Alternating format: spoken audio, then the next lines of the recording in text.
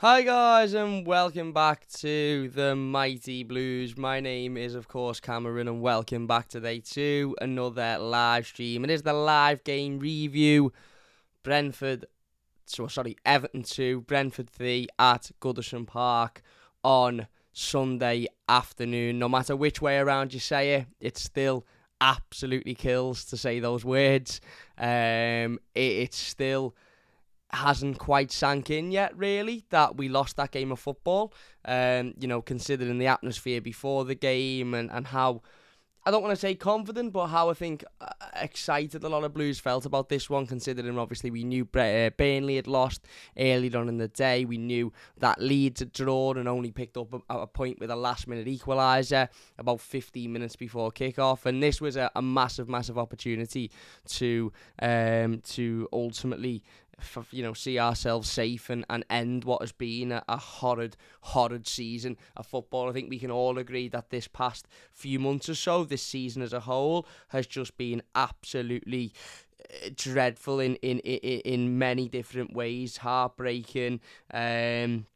Just an awful season of football for Everton Football Club, and I think we all are praying that it is over by Thursday night, and that Everton can manage to go out there and do what we didn't do on Sunday, pick up the 3 points against Crystal Palace at Goodison, and just end what has been, as I said, an absolutely torrid last 6 to 7 months of football for this football club. And I think that was sort of the feeling going into Sunday. We were all hoping and maybe somewhat expecting Everton to be able to go out there, get the 3 points, beat a Brentford side that are a decent side. I've got some quality and done really, really well this season. I was actually a little bit harsh on Brentford in the instant match reaction and the player ratings on Sunday, and that was just because I was absolutely furious and upset and raging and angry and every negative emotion about the game of football. Really, what Brentford have done this season is quite admirable. They've come up, they've hardly spent any money, they've took a gamble on a genuine world-class player because nobody else would take a gamble on him.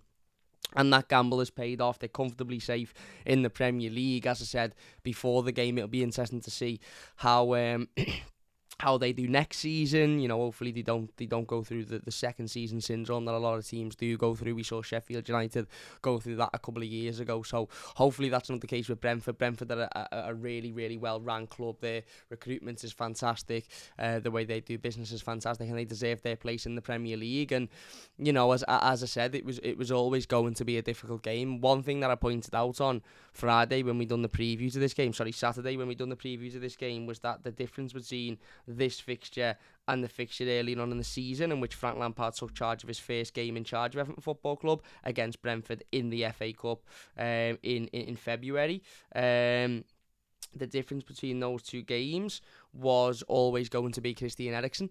And I said on Friday that if we allow Christian Eriksen too much time, if we allow him too much space, if we allow him the ability to effectively control the midfield and control the game, then we will be in real trouble, because on his day, Christian Eriksen is still a world-class footballer.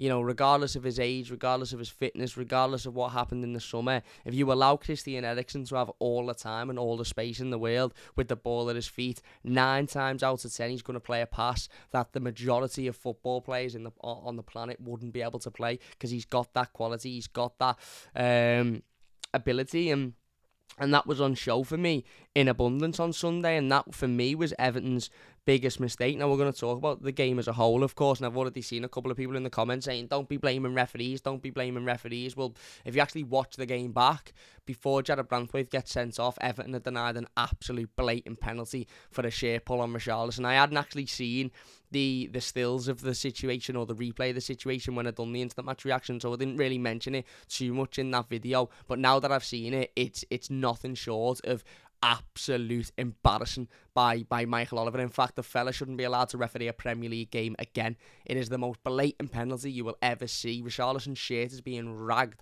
out of the stadium. Not only is Michael Oliver looking at it, but then he doesn't go to VAR. Now, VAR have said that if it had been given, they wouldn't have overturned it, but it wasn't a clear and obvious error. So, hang on. A decision that, had it have been given, would have meant that Everton would have had a penalty, a chance to go 2-0 up in the opening 15 minutes on top of the game. Brentford would have been out of the game by then, and we'd have still had 11 men on the pitch, but because it wasn't given, We've gone up the other end. We've had a man sent off. We're down to 10 men for the remaining 80 minutes of the game. That's not a clear and obvious error.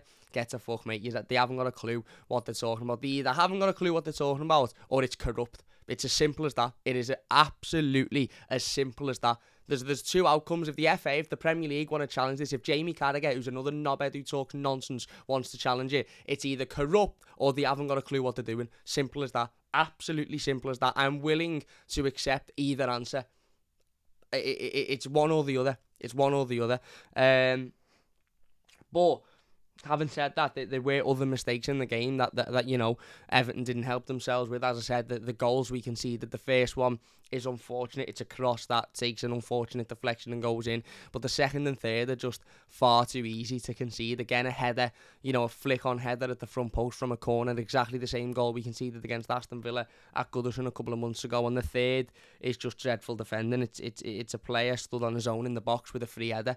You know, he's always going to get that on target, and that's always going to be a difficult one for Jordan Pickford to deal with. Also, as I was just saying, I think we gave Christian Eriksen far too much respect and far too much time on the ball, and allowed him far too much time to pick his pass and make his option. And, you know, one thing that become evidently clear is when we did go down to 10 men and when we did have that player sent off, there was always going to be an extra Brentford player. They were always going to have an extra man. Obviously, they had 11, we had 10. We made that extra man Christian Eriksen. And if there was any Brentford player on that pitch that we shouldn't have made the extra man, it was Christian Eriksen. You know, it's as simple as that. As I said, Brentford have got a decent team, they've got some good players, but to allow Christian Eriksen to be the free man when you've got 10 men on the pitch, for me, is just poor decision making by whether it be the manager or the players. It's poor decision making because he is their focal point, he is their quality, and he showed that. He absolutely showed that on Sunday. And as I said, I think we gave him far too much time, far too much respect, and ultimately we've now put ourselves in a position where Thursday is the biggest game of football that this club has played since, you know, that Wimbledon game or maybe Coventry, you know, all of those years ago. It's certainly the biggest game of football Everton have played in my lifetime of understanding football and understanding Everton. I've been alive for a couple of big ones, but, you know, none as big as and memorable as this. And it's to come. And if I'm being perfectly honest with you, I'm absolutely shitting myself for it. I had probably the worst night's sleep I've had in a long, long time last night. And I'm seeing a lot of Evertonians on social media, Twitter, and stuff conveying that this stress and this anxiety ahead of Thursday is just like nothing before. I don't want to wait till Thursday. I want Everton to play Crystal Palace tonight. I want Everton to be playing Crystal Palace in half an hour so we can get down to Goodison Park. We can make as much noise as we did on Sunday. By the way, the fans on Sunday were absolutely unbelievable. I was at the ground at about 1 o'clock, 1:30, bearing in mind the game didn't kick off till 4:30. I was at the game really, really early. There was already hundreds and hundreds of people when I got there. Hundreds become thousands. The greeting of the coach was unbelievable. The smoke, the banners, the chanting, the singing. It was absolutely fantastic. And that them built inside of the stadium as well. Before the game, the atmosphere was booming. And for the opening 15 minutes before we went down to 10 men, the atmosphere was fantastic as well. And it persisted throughout the game. Obviously, there was part of the game where it was a little bit sort of, you could feel the tension in every single Evertonian. But for the remainder of the game, the atmosphere was fantastic. So the fans, again, you can't say the fans didn't do their part on Sunday. And I'm absolutely certain that the fans will again do their part on Thursday against Crystal Palace. But as I said, I am absolutely bricking it for this game of football. I'm absolutely bricking it. I don't want to wait because it's that important, and it really, really is that important. You know, I know we've still got another game after this, and Arsenal away, and I know Arsenal have just been beaten by Newcastle, and, you know, are in a bit of a struggle at the moment, but Arsenal mathematically, I believe, are still in the race for top 4, and, you know, regardless of whether Arsenal are in bad form, regardless of whether Arsenal have had a bad couple of weeks, or their fans are on top of their manager, or whatever, Everton have still got a dreadful, dreadful record at the Emirates. And as I said, I know some people will say, well, we beat them last year at the Emirates. Forget every single result that happened last year. Because A, I'm not quite sure it was a real football season. There was no fans there to witness it. And B, we beat a lot of teams away from home that we probably won't beat for a long, long time again, and haven't beaten for a long, long time before that. So, nobody And I think I always say on this channel, I don't speak on behalf of Evertonians, I speak on behalf of me. I always say when people challenge me, I don't talk on behalf of this fan base, I talk on behalf of me.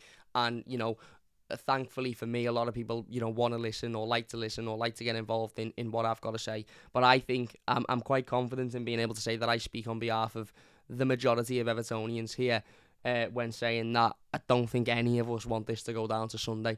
I don't think any of us want to be going through Saturday, Friday, the weekend going into Sunday thinking that there's still a chance Everton could get relegated, and the game we've got to save ourselves in is away at Arsenal, at the Emirates. We all want this tied up by Thursday night, and that will be difficult. Crystal Palace are a good side. They've got some good quality and they've got good ability in there. They've got a good manager and they've had a really, really good season under Patrick Vieira for their first season. But that, again, makes this game, the Brentford defeat all the more frustrating, doesn't it? And the Watford draw all the more frustrating. All of a sudden, the Watford point that looked like a good point at the time because it was a point away from home and it was, a clean sheet and unbeaten, etc., in a couple of games. All of a sudden, that Watford game now looks like an absolute disaster. And some people would say it was a disaster anyway, but a good point has turned into a massively missed opportunity. And that was exactly what Sunday was. Sunday just felt like everything was in place for us to go out and beat Brentford, win the game comfortably, and then guarantee survival and enjoy these next couple of games, see the season out, forget about this absolute torrid season and then move on to whatever is got to come over the next couple of months or so, the transfer window and pre-season and stuff. But it wasn't like that. It was a bit of a shock to the system, I think, for everybody. I think the majority of Evertonians left Goodison Park feeling like, oh, well, that wasn't really meant to happen. That wasn't really, that didn't go to plan. And there were many factors to that, but I think overall, it was just a real reality check of where we are and the fact that we really, really aren't out of this. And as I said, it just piles all the more pressure on the game on Thursday. Had we have even got a point, on Sunday, and bearing in mind we were 2-1 up and we conceded twice in the space of 5 minutes, 6 minutes. Why do we keep doing this? Why has this been a constant thing this season, conceding 2 goals in the space of a couple of minutes? It's nonsense. Had we have got a point out of that game today, we would have not been on Sunday, we would have not been mathematically safe, but we'd have been safe, because Leeds wouldn't have made up the goal deficit for the goal difference. So it's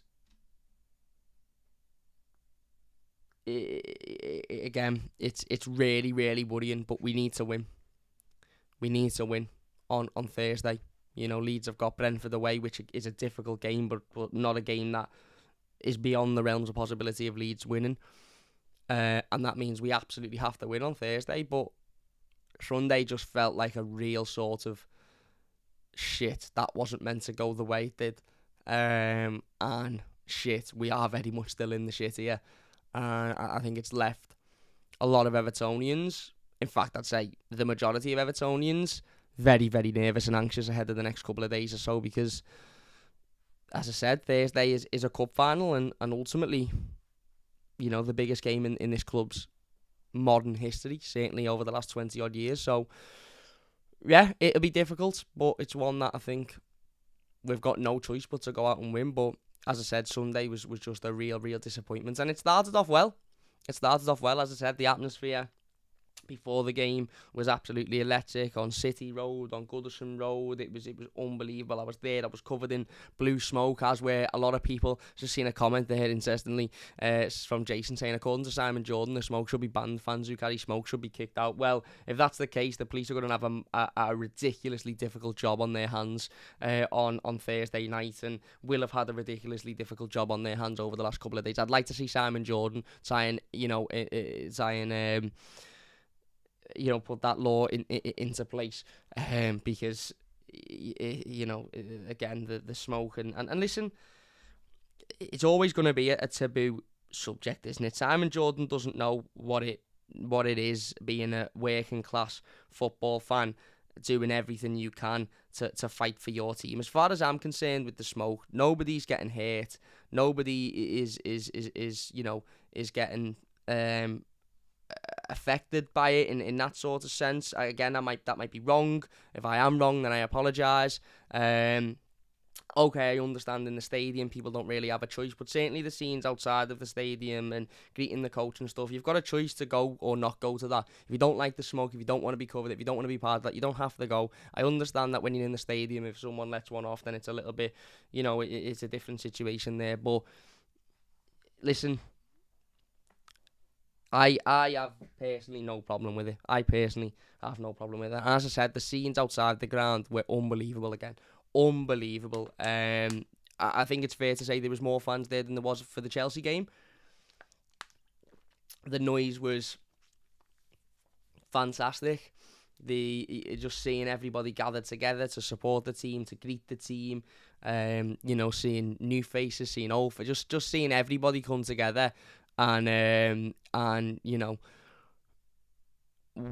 sort of working to the same thing, fighting for the same thing together. When was the last time we saw, other than these last couple of weeks, Evertonians together and just sort of fighting for the same cause? And I think the players' efforts were there on Sunday. I really, really do. I don't think we can sit here and knock the lack of effort or the lack of desire or the lack of commitment. I just think there was a lack of quality, and as I said, I really do think the sending off it destroyed the game for us, because we went into the game. Obviously, Frank Lampard made a couple of changes to the team at the point in which the team news was announced. I couldn't get a signal. I was outside the stadium.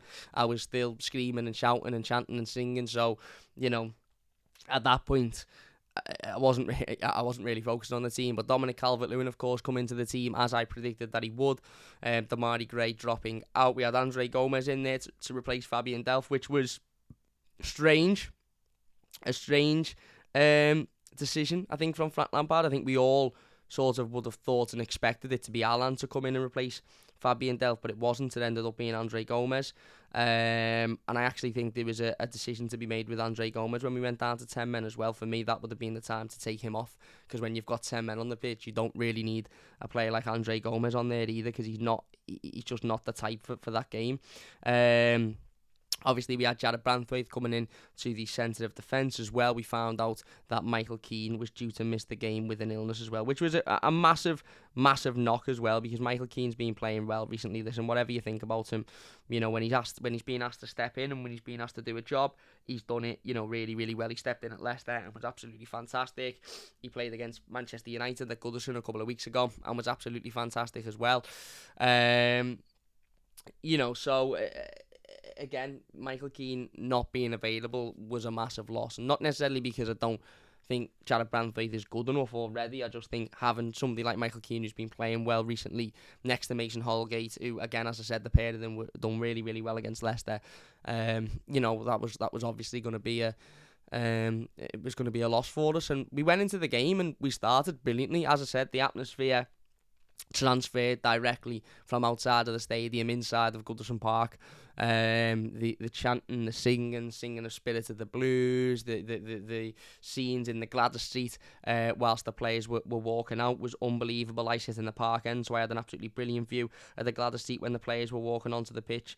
From the tunnel, it was unbelievable, and everybody was just up for the game. The players, the fans, the manager, everybody just seemed up for what was set out to be a day for Everton to go out there, win the game, confirm promotion, not promotion, bloody hell, confirm survival, and then just, be able to spend the next two games, I suppose, sort of relieved and with a weight off our shoulder, and then look forward to making some serious changes in the summer. And I think my point is proven by the fact that Everton had obviously arranged for a police presence to be present at the end of the game, surrounding the pitch. I don't know if anybody was at the game or whether it was picked up on television, but there was a considerable amount of police officers that were stood in between every steward, surrounding the pitch at the end of the game. Now, for anybody that has never been to Goodison before, that isn't usual. I've never really seen that, and that is typical of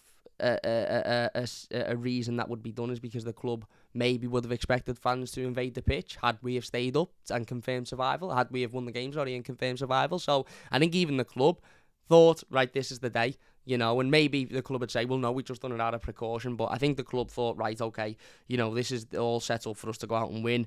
We do win, then we're going to have to put things into place for the safety of the players and stuff. And that was why when I seen the police officers walking onto the field with 5 minutes to go and we were creating nothing and losing the game, I thought, bloody hell, this really, really hasn't gone to plan, has it? It really hasn't.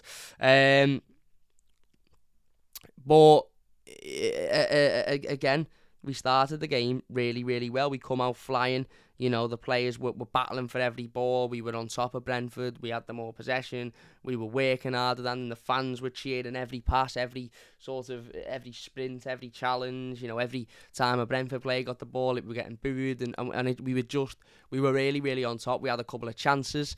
Anthony Gordon had one which is chipped over, and he takes a shot, and the keeper claws at it and makes a save. He probably should do better with it. And then Richarlison gets on the rebound and ends up heading it just wide again. Arguably should have done better with it, considering it was an open goal at that point for Richarlison. We had another one where the ball come in from across, and Richarlison ended up getting a volley on it. And I actually think this is a really, really good opportunity. But I don't blame Richarlison for it, because it's really, really difficult. The defender stood next to him the whole way, watches the ball drop, and Richarlison blindly manages to get a volley on it, and it just skims past the post. As I said, this is all adding to the atmosphere. The crowd are getting on top of this because they're seeing the reaction from the players. They're seeing the battle. They're seeing the fight. We're creating chances. Brentford at this point aren't really creating anything. They're not giving, Jordan Pickford anything to think about or anything to worry about. And it almost seemed like only a matter of time before we got the goal. It almost seemed like only a matter of time before we were on top, and that come. We ended up winning a free kick on the edge of their box, in which the Brentford defender was booked for. I'm going to get his name because I can't remember his name. All I remember is he had a haircut similar to one that you would see from a teenager in the middle of Liverpool city centre on a Saturday afternoon. Bear with me 2 seconds. His name was Beck Sorensen. So Beck Sorensen whipped up, I think it was Anthony Gordon. We win the foul, and Anthony Gordon takes the free kick. It's not the greatest of free kicks. It's not the most well hit. I don't know whether it was done purposely, but he sort of scuffs it along the floor. It looked to me, sitting in the park end, that it come off Richarlison and went into the back of the net, but evidently from watching the replay and from Dominic Calvert-Lewin celebrations, I think it bounced off of Richarlison and then just skimmed Dominic Calvert-Lewin, and then went into the back of the net, and all of a sudden we're 1-0 up. At that point I didn't care if it went in from Anthony Gordon, whether it went in from Richarlison, whether it went from Dominic Calvert-Lewin, or whether it went in from Midar. To be perfectly honest with you, we were 1-0 up, we'd been on top, we were working hard, we were battling, we were fighting, we were creating chances, and we'd gone 1-0 up 10 minutes in, really, really on top. And at that point I'm thinking, right, okay, let's go and put these to the sword. Now I know, defensively we've got to be careful, and I know they've got quality and I know they've got ability, but let's go and get a second, maybe even a third, like we did in the second half against them in the FA Cup. Kill the game off and then see it out and be comfortable with it. And I think that would have been the plan. I think that was the plan from the first minute from Frank Lampard. We're still getting forward. Brentford at this point aren't really giving us much to deal with, no real problems. You can see Christian Eriksen is calling for the ball. You can see that everything they're trying to do is to go through Christian Eriksen. But they're not really getting any luck from it. Everton is still persisting, Everton is still getting forward, Everton is still, creating opportunities and are still desperate to keep on top. And then that's when the decisive moment comes, isn't it? Effectively, the ball comes over. I think it's from a corner or a cross, sorry. Richarlison is having his shirt ragged left, right and centre. Now, the irony of this is if Richarlison goes down, I think it's given as a penalty. But when Richarlison goes down, idiots in the media and certain commentators who work for certain broadcasting companies decide to scream unprofessional things at him, despite the fact that he's going down under a challenge. So Richarlison's probably thinking in his head, well, I'm going to stay up because I'm being told by whoever that I can't keep going down because I'm not going to win fouls, which is nonsense, by the way, because if it's a foul, it's a foul. Sadio Mane, Mohamed Salah, Jack Grealish, James Maddison, Raheem Sterling, should I continue about all of these Premier League players that throw themselves on the floor comfortably and people say, oh, it's brilliant play, it's clever play, but when Everton players do it, it's cheating and you're never going to get fouls if you keep doing that. Get a fuck. Nonsense. Absolute nonsense. He's got his shirt ragged left, right and centre. As I said, it's a penalty. It's an absolute penalty. And for all of these people saying, oh, but you can't just blame the referee because he mightn't have seen it, this, that and the other. We've seen all of the replays. We've seen all of the still images. Michael Oliver is staring at it. He is absolutely staring at it. And if Michael Oliver does not deem that as a penalty, as I said at the start of this team, I get a lot of people coming on here and saying, stop going on about corruption, you're embarrassing yourself, it's not corrupt, this, that and the other, whatever. It's either blatant corruption or they're fucking dreadful at their job. And if I was as bad as Michael Oliver was at my job on Sunday, I'd have been sacked. I'd have been bounced off straight away. I'd have been sacked if I was as bad as Michael Oliver was. He's meant to be the best referee in this league, by the way. He is fucking woeful. No wonder we don't get represented, we being England, at big countries with referees, because the referees in this league are fucking wank, mate. All of them are fucking wank. So it's one or the other. It's one or the other. It's either blatant bias and corruption because the Premier League wanted to be a 3-horse relegation race and they want Everton to be in there because it's a big team and it keeps the interest in there, or Michael Oliver just genuinely is dreadful at his job, and if he's that bad at his job, he should be fined, he should be demoted, and he should never be able to referee at Goodison Park ever again. It's as simple as that. One or the two. If you're going to come on and say, oh, stop being a conspiracist, stop doing this, doing that, what is it then? What is it? As I said, Richarlison's getting ragged to shit. Absolutely ragged to shit. It doesn't get given. You've seen the still images, you've seen the videos. His shirt is over here. Literally, it's baggy on him by the time the challenge is being made. Oliver's looking at it, doesn't give it. VAR is, whoever's on VAR is a kip. At Stockley Park, or they haven't bothered turning up at work today at Stockley Park, whatever, probably out walking the dog or something. And literally 7 seconds later, ball gets looped up from, I can't remember whether it was a Brentford defender or the goalkeeper, wins the ball back, gets lumped up towards Ivan Toney. He takes it down, and look, Jared Brantwaite gets the wrong side of him. He mistimes the flight of the ball. He mistimes the directness of it. He gets the wrong side of him. He makes a connection with him, and Ivan Toney is always going down. Funny that, innit? Funny how when Ivan Toney throws himself on the floor. By the way, listen, as an isolated incident, it was a red card. He made contact with him. It was last man. It was always going to be a red card as an isolated incident. I'm not saying it was. It wasn't, sorry. But what I'm saying is, Ivan Toney throws himself on the floor so easily, and yet nothing was made of it. If that was Richarlison at the other end, they'd be saying, well, yeah, it's a red card, but look at how easy he goes down. Look at how simple he throws himself on the floor. He's the boy who cried wolf. Anyway, as I said, it's a red card. The situation in itself is a red card, but it should never have got to that because it was a blatant penalty on Richarlison. And for VAR to say it wasn't a clear and obvious error, and yet come out and say, but if it had been given, then we wouldn't have had a problem with it. You are admitting it as a clear and obvious error, you thick fucking bastards. You are admitting it to the world that it is a clear and obvious... Because you know what a clear and obvious error is? It's when you've got something wrong and that something has led to something that should never have happened because of the decision that's been wrong. That's a clear and obvious error. It doesn't get more clear and obvious than us not being given a penalty and then 6 seconds later having a man sent off for a situation that should never have happened. That is as clear and obvious as it stands.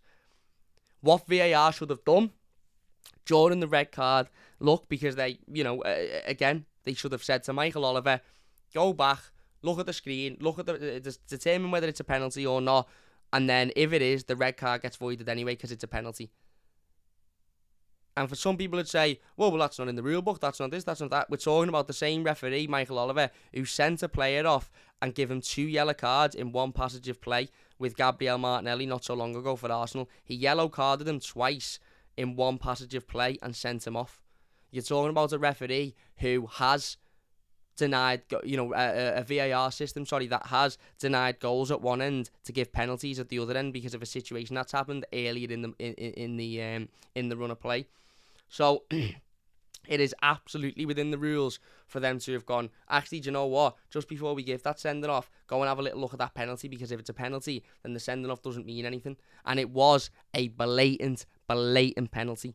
Blatant penalty. It's as bright as day. As I said, the sending off in isolation, had the penalty situation not happened, was a sending off. He gets the wrong side of him. It's silly, it's naive, it's inexperience from Jared Branthwaite. But the fact it didn't get called back is, as I said, it's one of two things. It's corruption, or it's just ineptitude and blatant shite at your job from Michael Oliver and from the VAR. And how, if it's not corrupt, tell me this, if it's not corrupt, if it's not done on purpose, if it's not done so that the Premier League have got a big, team, big club name in the relegation race, and it's exciting and still open, if it's not done for that, then how the fucking hell are these idiots getting away with making decisions like this week in, week out, and having nothing done about them? Nothing done about them. A manager makes a couple of bad decisions, and they're vilified in the media. They're asked questions about it. The media are straight at them. A player makes a couple of bad decisions, he's taken out the team again. The media are all over it. Referees make constant, dreadful decision. It's talked about for 10 minutes after the game, and then it's forgotten about, and they get another game at the weekend. I guarantee Michael Oliver will be refereeing one of the big games this weekend, probably Liverpool or Manchester City. Why? It's as simple as that. It's either blatant corruption, or it's referees who are just wank at their job. And if they're wank at their job, why are they being given Premier League games? Big Premier League games. That's a big decision. That's a decision that could potentially take Everton down. Because had we have got that penalty, we'd have been 15 minutes into the game. We'd have, again, no guarantee that we'd have scored it, but we'd have been potentially 2-0 up. And even if we hadn't have scored it, we'd have still had 11 men behind the ball. We'd have still had 11 men on the pitch. So it'd have been an even game, and we'd have beaten Brentford comfortably. As I said, Brentford done what they needed to do, and they played well. We have 11 men on that pitch for the rest of that game. We beat them comfortably. And Taylor says, it's the boy who cried wolf, I hate it, but it's 100% true with Richarlison. Doesn't matter whether he go... as I said, how many players in the Premier League go down easily, throw themselves on the floor, Ivan Toney dived the other day. Didn't get a booking. We got a foul for it, but he didn't get a booking. Is he the boy who cried wolf? No, because he just gets the right decisions when they're the right decisions. It's a nonsense, this argument of we don't get these decisions because Richarlison's dived previously, or we don't get these decisions because Anthony Gordon's dived previously. So is that it then? Are we never going to get a foul again? Are we never going to get a right penalty? Are we never going to get a decision that goes our way from VAR because Richarlison dived 17 weeks ago, or he might throw himself on the floor a bit too easily? Are we never going to get that? Why doesn't that work with other teams then? Why do Liverpool still get penalties? Why are Tottenham getting penalties when Son throws himself on the floor? Why do Leicester get decisions? Why do Man City get decisions? It shouldn't be about and this is the nonsense of Jamie Carragher trying to back his point up of, well, I screamed get up at Richarlison because he typically does go down too easily, and I didn't see that he hurt himself. You're meant to be a fucking professional. You're meant to be a professional, unbiased journalist. And a referee isn't there to make a decision and think about what happened 5 games ago or what's happened in the past. A referee is there to make a decision on what they've seen there and then. It's as simple as that. Doesn't have anything to do with reputation. Doesn't have anything to do with what's happened previously. The decision is made on what has happened there and then. And if Michael Oliver wants to come out and say he didn't give that penalty because Richarlison's got a reputation, then that's enough to get him fucking sacked and never referee a game of football ever again. Because your job as a referee, and ex-referees have come out and said this, by the way, over the last 2 weeks, your job as a referee isn't to judge a decision based off of a player's reputation. It's to judge a decision off of what has happened in the situation. And Oliver should have gone, regardless of whether Richarlison's got a bad reputation, I'm going to go and have a look at that. Or VAR should have gone, we're going to have a look at that again. Because we're going to, and if he's dived, he's dived.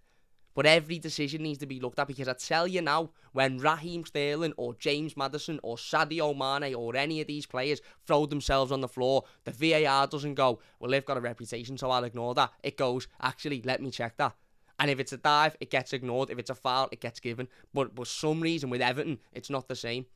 It's a blatant penalty, and the fact that it hasn't been given is just an absolute nonsense. It's an absolute nonsense. And as I said, the fact that VAR can come out and say it's not clear and obvious is baffling. And the fact that there was still a couple of pundits last night saying it wasn't clear and obvious, it just shows the level of absolute unintelligence in football, in football punditry, and the amount of bias in football punditry. Because I guarantee you, and I'm not going to get fined like Frank Lampard did, so I'll say it, I guarantee you that if that was Liverpool Football Club and it was a game tonight, let's say that happened tonight against Liverpool and Van Dijk gets sent off when Salah should have had a penalty, I fucking guarantee you it's getting dragged back and they're getting a penalty for it. Same with Man City, same with Chelsea, same with Man United.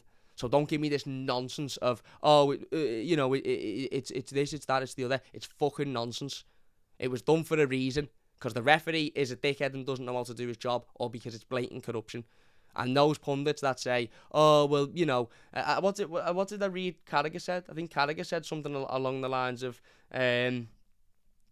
he said something ridiculous. If you're watching live, he said something stupid like, his shirt isn't on properly, or he said something absolutely ridiculous to try and back his point that he doesn't believe it's a penalty. It's funny, Jamie. It's funny, because if this somehow gets to you, I know full well if it's Mohamed Salah, you think it's a penalty. Simple as, mate. So you're chatting bollocks, absolute bollocks. Simple as that. And it's a decision that has changed the game.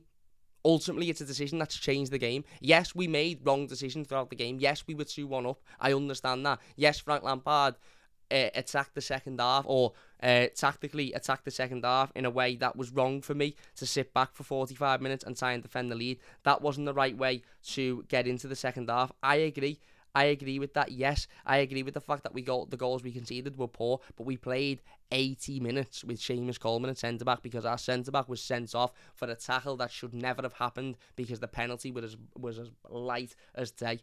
As light as day. Simple as that. Absolute simple as that. And how it hasn't been given is beyond me. Absolutely beyond me. Not only from the VAR, but from Oliver. I'm unwilling to give Michael Oliver any sort of leeway in this situation. If Michael Oliver had 3 players in front of him, I'd say, well, yeah, okay, again, he's his views blocked, or this, that, and the other. I get it. Michael Oliver is looking right at it. There's a reason he hasn't give it. One or two reason he hasn't give it. He's either doesn't have a clue about what his job is, or he is blatantly biased and corrupt. It's simple as that. It's not a human mistake, because why isn't the VAR? The mistakes were supposed to be cut out by VAR because they can look back at every decision. Why didn't he? Apparently every decision is checked. Well, it's not, is it? Because that's a penalty. And if it is, and they've checked that and they've deemed that not a penalty, then there's something seriously wrong, isn't he? But yeah, as I said, that changed the game. It did, whether we like it or not, whether we could have done things better, whether Frank Lampard could have approached the second half in a different way. That changed the game, because we then had to play 80 minutes with 10 men, and not only with 10 men, but with our 6'3", 6'4", however tall he is, centre half had been sent off, and we didn't have a centre half on the bench to come on. We had Reece Welsh, who maybe could have come on, but it was clear Frank Lampard doesn't have that trust and that faith in him yet. So we played the rest of the game then with Seamus Coleman at centre back. Seamus Coleman, who A, isn't a centre back, and B, isn't a tall physical presence. Now, I said in the instant match reaction and the player ratings, I said, for me, I'd have had Abdoulaye Doucouré or Dominic Calvert-Lewin at centre-back. I would have. I'd have had Dominic Calvert-Lewin or Abdoulaye Doucouré at centre-back. And I'd have said to them, you're big, you're tall, they've got an extra man anyway, so one of their players is going to be free. I certainly wouldn't have allowed it to be Christian Eriksen, because he is their best player, quality-wise, and he's their biggest threat. But I'd have said to one of Dom or Decore, you're the biggest, most dominant physical presence on this pitch. Go and stand next to Mason Holgate. Mason, you do the defending bit in the sense of that anything that comes in and around you, your awareness on the floor, everything like you are the leader for. Anything in the air, whoever it is, Dom or Decore, sort out. Dominic Calvert-Lewin's one of the best headers of the ball in the world. Let's not forget that. Just because he's been injured for a while, just because he's not had a great season, just because he might leave in the summer, doesn't take away from the fact that he's still an impeccable header of a football. If he'd have been at centre-half, would they have scored their third goal? I don't think they would have. Would they have scored their second? Maybe.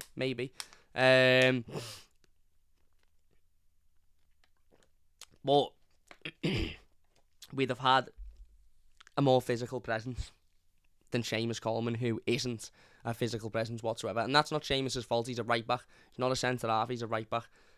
So it's not his fault whatsoever. But the reality of the situation is that we needed somebody, a big physical presence, to be there and to ultimately be dominating. And we didn't have that because Michael Keane obviously was ill. Yerry Mina's out injured. Ben Godfrey still wasn't available for the game, and Jared Branthwaite had obviously been sent off at this point. So that was always going to be a struggle. When you're playing, when you're playing 80 minutes with 10 men in a relegation battle, it's always going to be a struggle, and it was. Brentford then started to take control of the game. Brentford then started to put their foot on the ball a little bit more. As I said, it became quite clear that their free player, their sort of player playing in a free role was Christian Eriksen, which was always going to be dangerous for us because of his quality and the ability that he brings. And they just started to completely take control of the game then. They just started to completely take control of the ball, the possession. They were putting us on the back foot. We were still working. I think we were still trying to get forward. We were still trying to create. We were still trying to hit them on the counter-attack. But the flow of the game completely changed. The atmosphere within the stadium completely changed because everybody just sort of went, oh shit, this is going to get really, really difficult now. It did. It got really, really difficult. They were continuing to put pressure on us. We're continuing to get at goal and try and create opportunities, and just the overall control of the game completely flipped into Brentford's favour. And then they did get the equaliser. As I said, cross comes in. Firstly, a corner is given, which isn't a corner, which is just another dreadful decision. To start with, the linesman who's again standing right in front of it gives a corner for supposedly a ball that comes off Vitaly Mykolenko, which doesn't come off Vitaly Mykolenko. But regardless, they whip the ball in. It ends up going to the other end of the box, and instead of Everton just getting out and defending it, their attacker, I think it was Wizza, whips it back in. Seamus Coleman tries to heads it beyond Jordan Pickford. Jordan is absolutely at no fault for this goal. Why Seamus Coleman doesn't just let it go, because it's going out for a throw-in at the other end. But then, the argument is that if Seamus lets it go and one of their, Tony gets a head on it and heads it into the back of the net, then we're saying, why didn't Seamus get a connection on it? So, overall, I think the equaliser was a little bit of the pressure being a little bit too much for Everton, but also it was unlucky, wasn't it? Let's be perfectly honest, because the cross is going near no Brentford player and going out for a throw-in. And, unfortunately, Seamus decides to get a head on it and heads it past Jordan Pickford. But then I thought we reacted quite well to the goal. I think the atmosphere then started to build again, because it was almost like we expected, at the point of Jared Branthwaite being sent off, and when it became quite evident that Brentford were getting on the ball a lot more and were moving the ball forward a lot more and we're working the ball forward. I think there was this sort of overriding set of, oh, we're going to concede here, aren't we? We're going to concede here, they're going to score. So once they did score, it was like, right, that's happened now. And listen, this is completely backwards, and I might have read this completely wrong. But it was almost like, right, get up now. get up, the fans get up, cheer the players on. It was almost like there was a bit of a rejuvenation because we'd conceded. Now, that should have happened before we conceded when it looked like we were going to concede. But anyway, I actually think Frank Lampard should have made a change when Jared Brantwaite was sent off. I think not often, and this is not really a criticism of Frank, but more a question of Frank.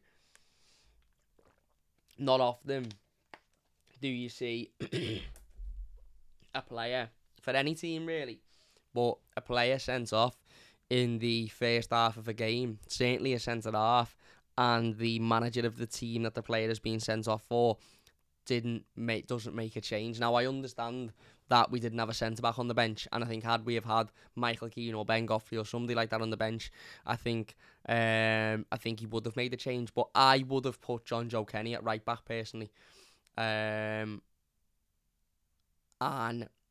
as I said, I don't think putting Iwobi at right back was the right decision, to be honest, because it just sort of nullified what his work rate going forward and what he's been so good at recently.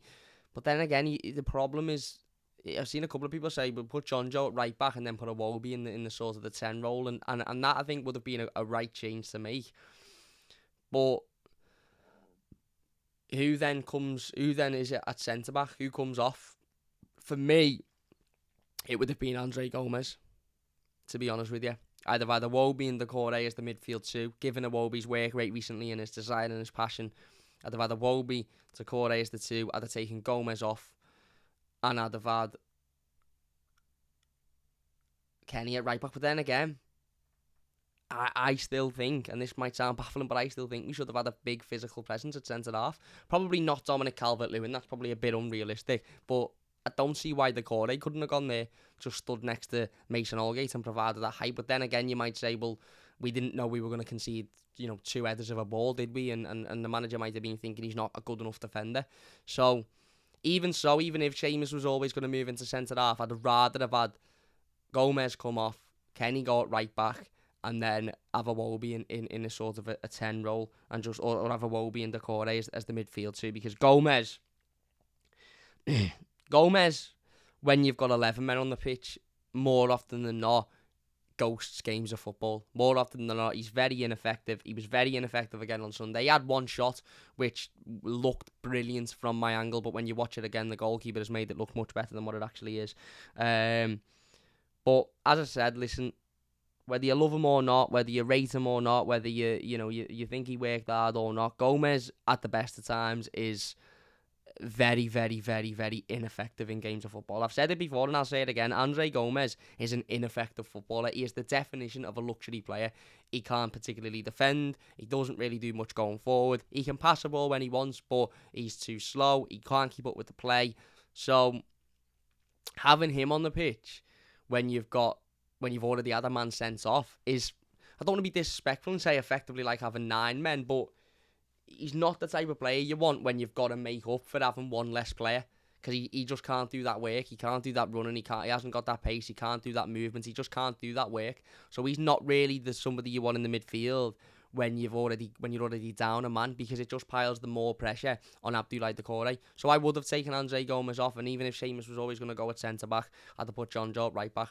The manager didn't, and as I said, it goes to 1-1, and the crowd get a little bit of a lift. Everyone all of a sudden starts to wake up and think, actually, do you know what?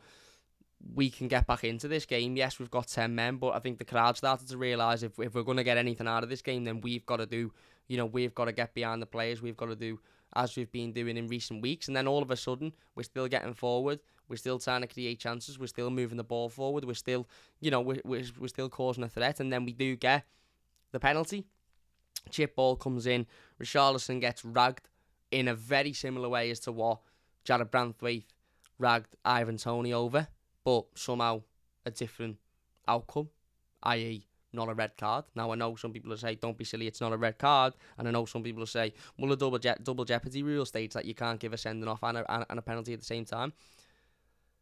Bearing in mind that Beck Sorensen was already on a yellow card at this point for the challenge he made on Anthony Gordon, which led to the free kick, which led to our first goal. And he has ragged Richarlison over in the box, which was a clear penalty, as given by Michael Oliver. And yet, somehow, Michael Oliver didn't deem that challenge poor enough to give out a second yellow card. Now, don't hit me with this nonsense of double jeopardy, because double jeopardy is a straight red and a penalty at the same time. Double jeopardy isn't a penalty and then a yellow card for the challenge that was blatantly a yellow card challenge. Double jeopardy is a sending off and a penalty at the same time. That challenge was a yellow card in anybody's book. If it was anywhere else on the pitch, it's a yellow card. If he wasn't already on a yellow card, it's a yellow card. Mason Holgate made the exact same challenge later on in the game, not in the penalty box, got given a yellow card.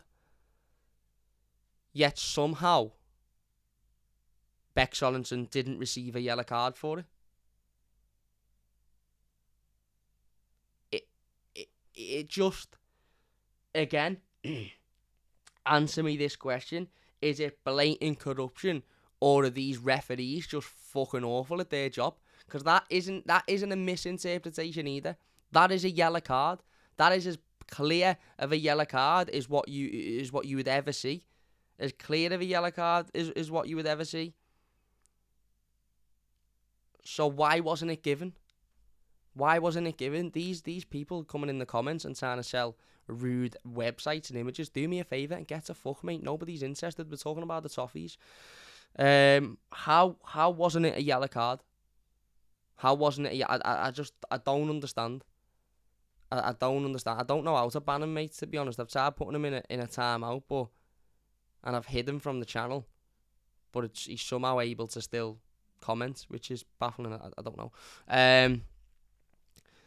How it wasn't a second yellow card is nonsense to me. It is absolutely nonsense. And again, that is on Michael Oliver, because he knew it was the same player. He knew he'd been booked. The crowd, the park end, all stood up to chant and scream, red, or whatever it was. So Michael Oliver knew exactly that who had made the challenge, and knew exactly that the player who'd made the challenge was on a yellow card. And instead of sending him off as he rightly should have, and making it even, again, 10 versus 10. Everton scored a penalty, 2-1 at half time, 10 versus 10. I'm sorry, but Brentford don't go on to win that game. They don't.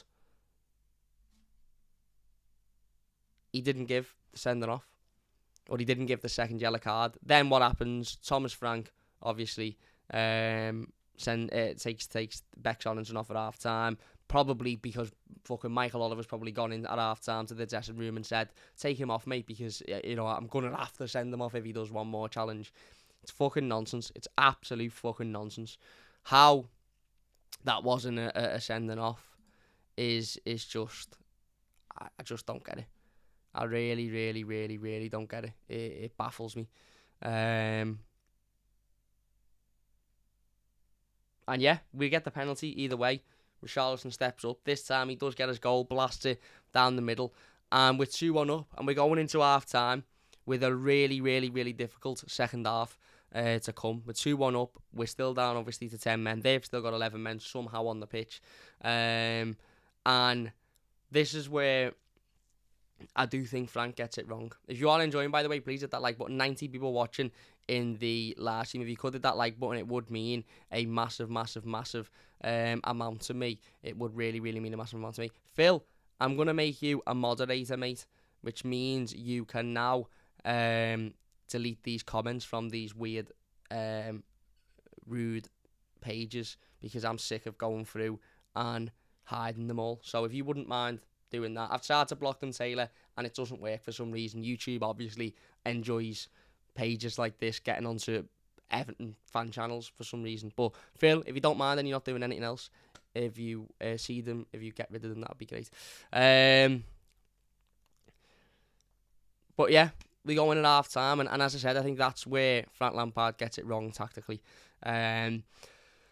Listen, it was clear that our game plan for the second half, for the entirety of the second half, was to sit back, sit 11 men behind the ball, and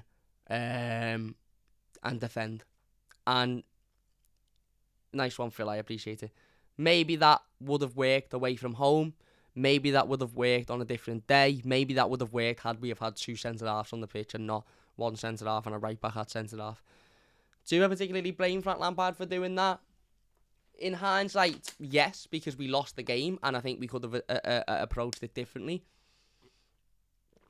At the time, had we have won the game, we'd have probably all been sitting here saying he needed to defend for the second half because we had 10 men and they were, they were on top for large parts of the first half. We had a really good start and a really good end, but they were on top for large parts of the first half.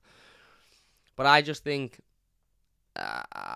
nice one, Gambit. I'll sort that out, mate. I'll sort that out. I just think that it was the wrong move that early. I think doing it for the last 20 minutes, doing it for the last 15 minutes, doing it for the last, even 25 minutes, halfway through the half, yeah, fine.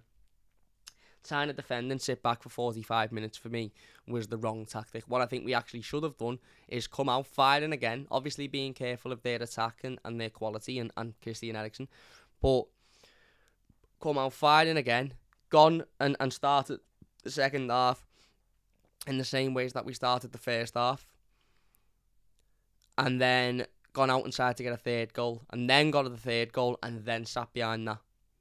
But we didn't. We come out, and it was quite evident within a minute, 2 minutes of the second half kicking off that we were going to try and sit back and defend this lead. And all as that did was say to Brentford, right, okay, these are going to try and sit back, defend this lead. We've got to break them down. We've got to ultimately, we've got to stop them from doing that. And typically Everton have been really, really good over recent weeks at defending leads and at, stopping teams from scoring and stopping teams from getting back into games. But again, for doing that for 45 minutes with 10 men was always going to be a task. It's all right doing it for 20 minutes with 11 men at the end of a game, or, even doing it with 11 men for longer than 45 minutes, but doing it with 10 men and allowing Christian Eriksen all the time and all the space in the world was always going to be a really, really, really difficult task. And it was, because as I said, within a couple of minutes, I think Brentford had sort of understood, right, okay, they're going to sit back now, so it's on us to go and get an equaliser. It's on us to go and attack the game, and that's exactly what they did, and we done well for 15 minutes at stopping them from doing that. We done well for 15 minutes at avoiding that happening. But then that's where I think he should have made the change. That's where Andre Gomez should have come off for me. I'd have had Dele on a little bit earlier. I'd have had John Joe Kenny on a little bit earlier. Not Dele on earlier. Dele didn't come on. I'd have had Dele on. I'd have had John Joe Kenny on earlier. And I'd have probably had Damari Gray on a little bit earlier as well, because Anthony Gordon again looked absolutely shattered in the opening 20 minutes of the first half. So he was clearly tired, and understandably so. He's been working really, really hard recently, and I think we've seen recently for both Gordon and Gray that the pair of them have looked absolutely shattered in recent games. So for me, I think Frank got it wrong there. I think Frank should have attacked the second half in the same way as he attacked the first half. Tried to go and get a third goal, keep ourselves on the front foot, so they've obviously always got something to think about, and then sit back when we've maybe extended the lead a little bit or there's less time. Because as soon as you sit back, you basically say to Brentford, right, we're not going to bother going for the ball or trying to attack this game for the next 45 minutes. It's up to you to break us down. And when you've got 10 men and they've got somebody like Christian Eriksen on the pitch, they're always going to be able to do that. And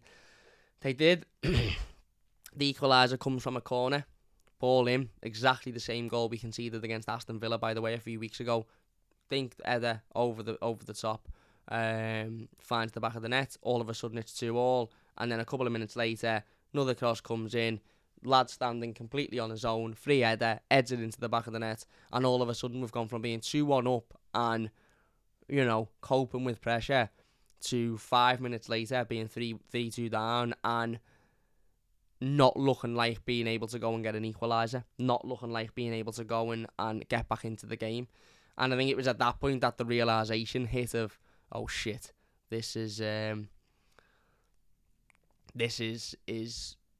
we're in the shit here. We're very realistically in the shit. And then, as I said, the game changed again. Brentford all of a sudden, being the away team, sat back and tried to defend their lead.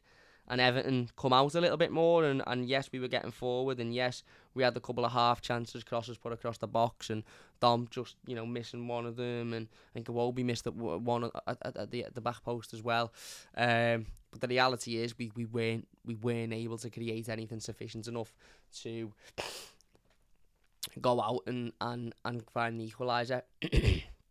Brentford ended up seeing the game out and getting the 3 points, and as I said, it was a real big sort of reality check. It was a real big sort of almost a smack in the face of, this is where you are.